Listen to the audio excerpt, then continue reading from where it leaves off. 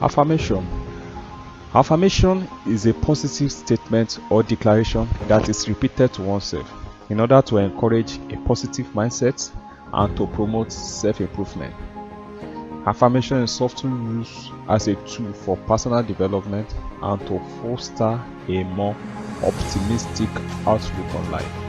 Is affirmation good? We are in the world where negative words flies around. Many people will say to you, be realistic, you can't do it. Look at yourself, you can't get a good job without watered down certifications of yours. And when you accept the realistic moment, you stay in your low self-esteem or low self-real moment. There will be no drive to move on, no energy. The brain stops working on possible improvement.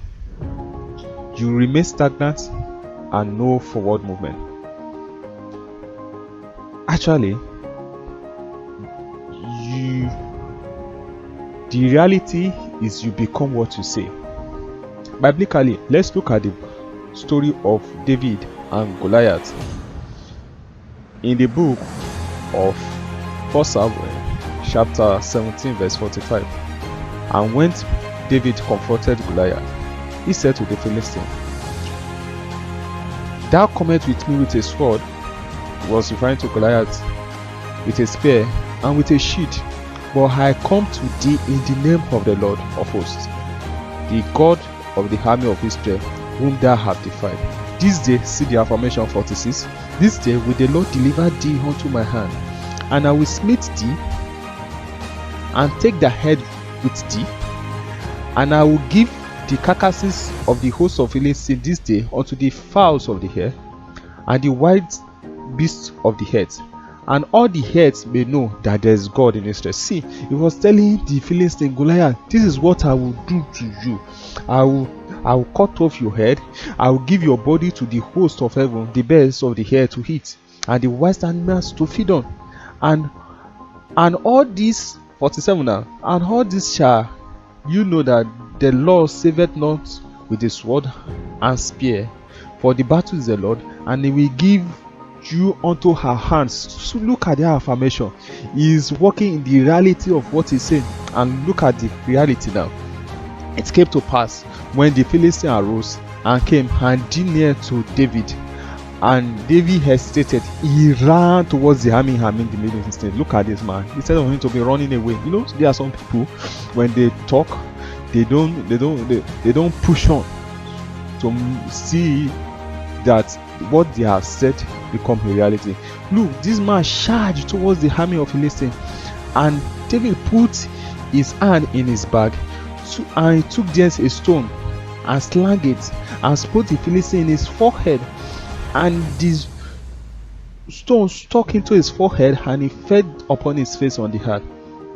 So David prevailed over the Philistine with a sling and with a stone, and smote the Philistine and slew him.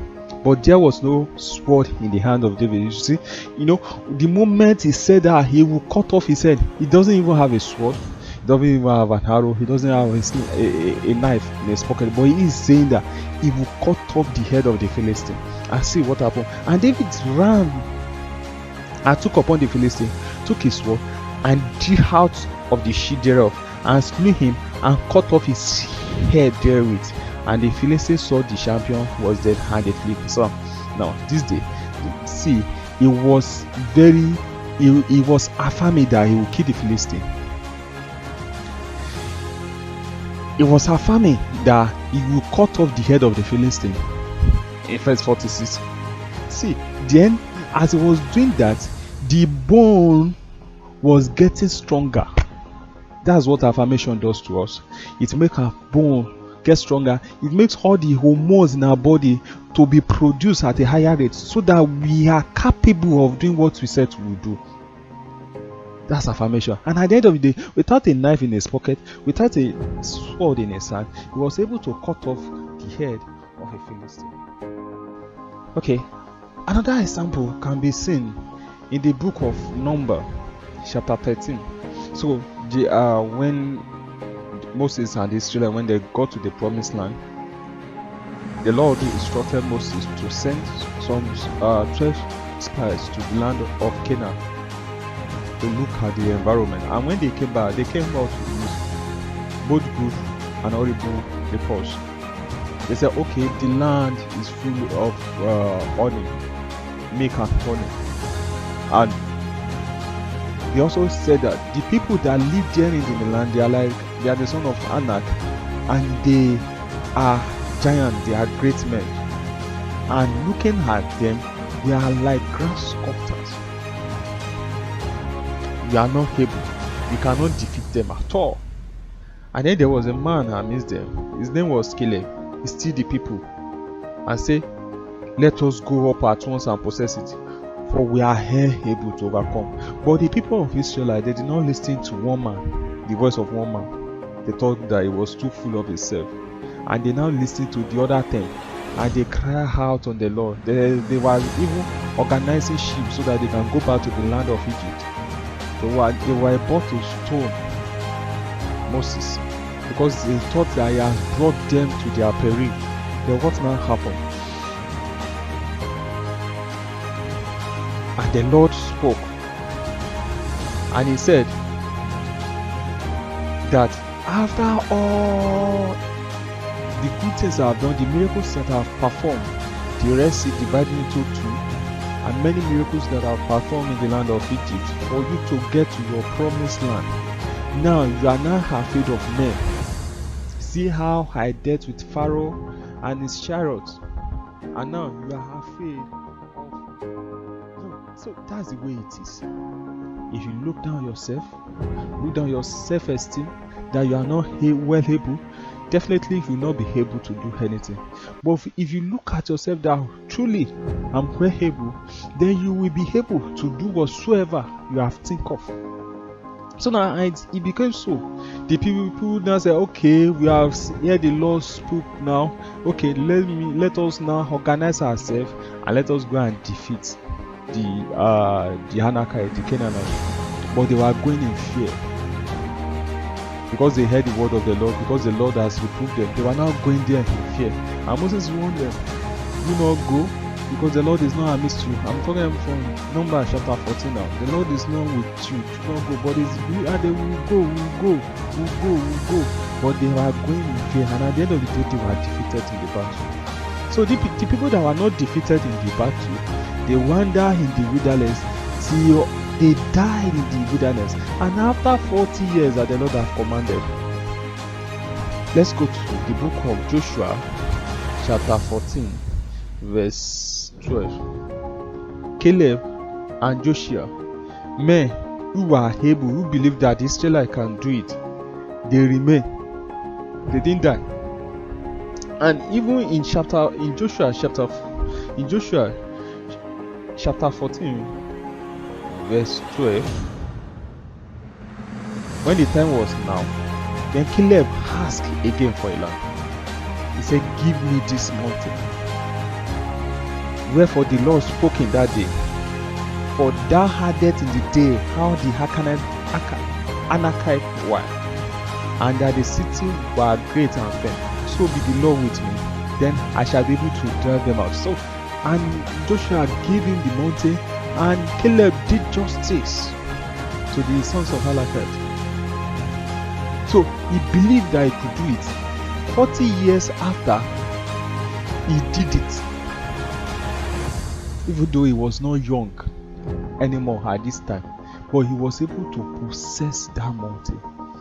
He killed the giants. So, a good question now is that, what if we say it and we are not able to do it? What if we have all the affirmations in this world? I will do it, I will pass, I will do this, I will do that, and we are not able to do it. It happens, so it will be a shame. Do you know? Many things happen like that. But I will say to you, at least you have said it. At least the moment when you said it, you are not at that particular moment again. At least you took a step ahead into fulfilling, into doing what you said you want to do. So even if you are not able to do it at the first place, If you try again, you will be able to do it. Look at the story of that Caleb. He was not able to possess the land of the Anakim till after 40 years, and his strength was not diminished after 40 years. So you can do anything that you say you can do, but you have to work at it. But if you are saying it, the hormones, the Lord, which hears your prayer, the universe, everything works around to make it happen. For me, I can do all things. My day is blessed. All things work around for my good. I'm rich and prosperous. I meet good people, destiny helpers. I go from glory to glory. I'm a sign and wonder to this my generation.